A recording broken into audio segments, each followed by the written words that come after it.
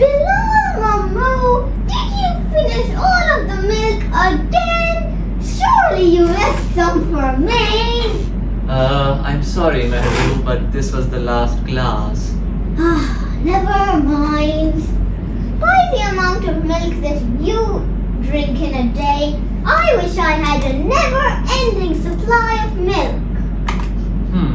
A never-ending supply of milk. An old woman, the prophet in a desert, a goat.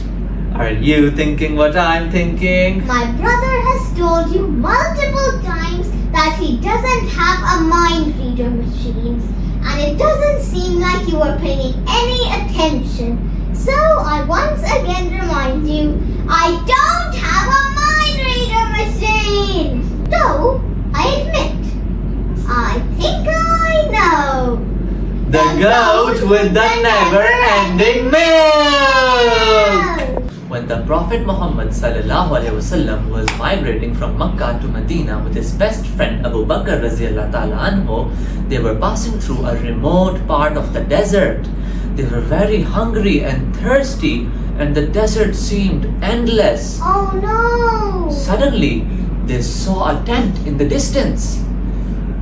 When they got closer, they saw that it belonged to an old woman who was named Atika bint Khalid. So they went to the old woman and requested her to give them some food. The old woman was very sorry, but she didn't have any food to give them. Oh no! The Prophet looked around. The Prophet looked around and he saw a goat. So he asked the woman, "Doesn't the goat have milk?" The old woman sighed and said, the poor thing, she doesn't even have blood in her veins. How can you expect her to give milk? The Prophet ﷺ smiled and sought permission from the old woman to milk the goat. The old woman, thinking it was pointless, gave the Prophet ﷺ permission. So the Prophet ﷺ gently patted the back of the goat with love, and he said Bismillah, and he started to milk the goat. He called out to the old woman to bring a bowl to collect the milk in.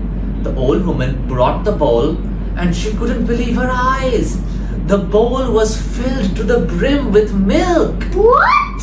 Yes, and then the Prophet ﷺ gave the first bowl to the old woman. Then he and Abu Bakr radiallahu ta'ala anhu drank the milk to their fill. Then, before leaving, the Prophet ﷺ filled another big bowl with milk, and he gave it to the old woman for later use.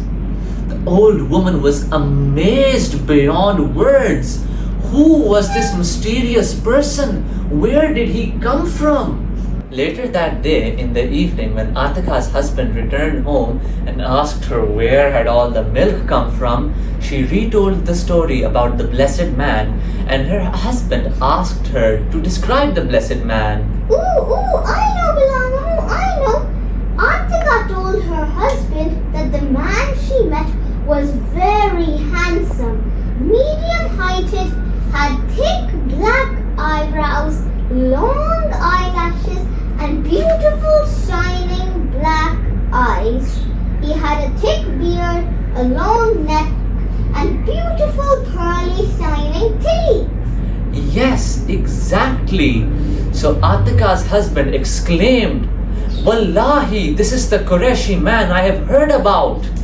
So, seeing this terrific miracle taking place in their tiny little tent, Atika and her husband needed no further persuasion.